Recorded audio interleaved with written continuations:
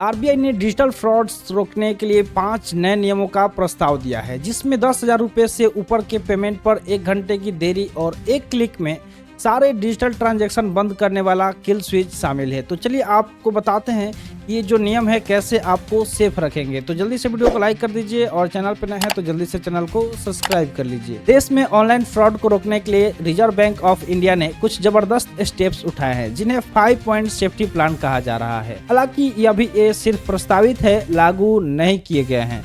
इस प्लान में kill switch से लेकर पेमेंट होने में 1 घंटे वाली देरी शामिल है। तो चलिए आपको बताते हैं कि वो धमाकेदार नियम क्या है और इनका आम नागरिक पर क्या असर पड़ सकता है।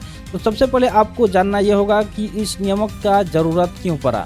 तो पहले ये जानिए कि इस नियमों को क्यों लाया जा रहा है। दरअसल नेशनल साइबर क्राइम रिपोर्ट के आंकड़ों के अनुसार साल 2025 में 28 लाख डिजिटल फ्रॉड हुए थे। अगर आपको बता दें कि 98% से ज्यादा हिस्सा इसमें 10,000 से ऊपर की रकम का था। इसलिए reserve bank of digital payment को बढ़ावा देने के साथ साथ इनकी सेफ्टी पर भी खास फोकस कर रहा है। तो सबसे पहले हम इन 5 नियमों का नाम जान लेते हैं कि कौन कौन सा जो 5 नए मास्टर प्लान है।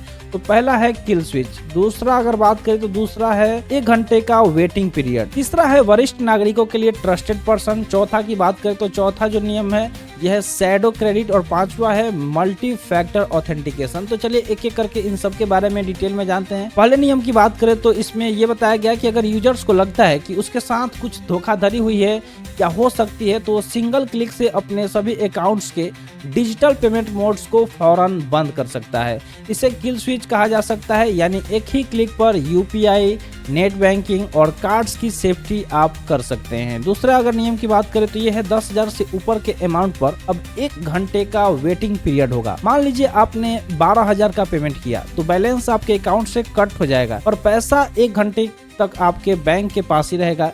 इस दौरान अगर आपको लगता है कि ये गलती से या किसी फ्रॉड की वजह से पेमेंट हुआ है तो आप इसकी जानकारी अपने बैंक को दे सकते हैं। ऐसा करने पर ट्रांजैक्शन कैंसिल हो जाएगा। तीसरे नियम की बात करें तो ये है 70 साल से ज्यादा उम्र के वरिष्ठ नागरिकों के लिए कि जो भी 70 साल से ज्यादा उम्र के वरिष्ठ नागरिक हैं उनको ठगी से बचाने के लिए आरबीआई ने ट्रस्टेड पर्सन का कॉन्सेप्ट सामने रखा है, यानी कि बड़े ट्रांजैक्शन के लिए इन ग्राहकों को अपने किसी भरोसेमंद व्यक्ति से ऑथेंटिकेशन या वेरिफिकेशन कराना जरूरी हो सकता है। इससे सोशल इंजीनियरिंग के जरिए होने वाली ठगी पर रोक लगेगी। चौथे नियम की बात करें तो चौथा है कि जो ठग होते हैं अक्सर दूसरों के नाम पर खुले जो भी फर्जी अकाउंट्स होते हैं, यानी कि म्यूल अकाउंट उनको कहा जाता है, उसका इस्तेमाल करते हैं। तो अब रिजर्व बैंक क्या करेगी कि हर साल की क्रेडिट लिमिट फिक्स करने का विचार कर रहा है। अगर किसी खाते में अचानक तय जो लिमिट है उससे ज्यादा पैसा आता है तो उसे शैडो क्रेडिट में रखा जाएगा, यानी कि पैसा खाता में तो दिखेगा लेकिन ग्राहक उसे तब तक नहीं निकाल पाएगा जब तक वह बैंक को पैसे का सही सोर्स नहीं बता दे। 5वें नियम की अगर बात करें तो मल्टी फैक्टर ऑथेंटिकेशन,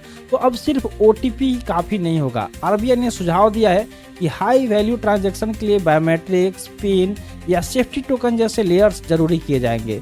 सिस्टम ये भी देखेगा कि लेन देन किसी नए डिवाइस से हो रहा है या पुराने भरोसेमंद डिवाइस से। अब ये जो नियम आने वाले हैं इससे आम नागरिक पर क्या असर पड़ेगा इसको समझते हैं। तो आरबीआई के इस कदम से डिजिटल पेमेंट की जो इंस्टेंट वाली थोड़ी सुविधा है वो थोड़ी धीमी जरूर हो जाएगी, लेकिन सेफ्टी का जो लेवल है वो कई गुना बढ़ जाएगा। आरबीआई ने इन प्रस्तावों पर 8 मई 2026 तक जनता से सुझाव मांगे हैं। इसके बाद जल्द ही नई गाइडलाइन लागू किया जा सकता है। तो आप भी अपना सुझाव आरबीआई को भेज सकते हैं। कमेंट सेक्शन में जरूर बताइएगा कि इसमें क्या आप चेंजिंग लाना चाहते हैं, कौन सा नियम आपके लिए प्रॉब्लम क्रिएटर हो सकता है, कौन सा नियम आपके लिए फायदेमंद है। जो भी आपके मन में आ रहा होगा कमेंट सेक्शन में जरूर बताइएगा। नमस्कार, मेरा नाम सुमित कुमार है और आप न्यूज़ नोट्स देख रहे थे। वीडियो कैसा लगा कमेंट सेक्शन में बताते जाइएगा।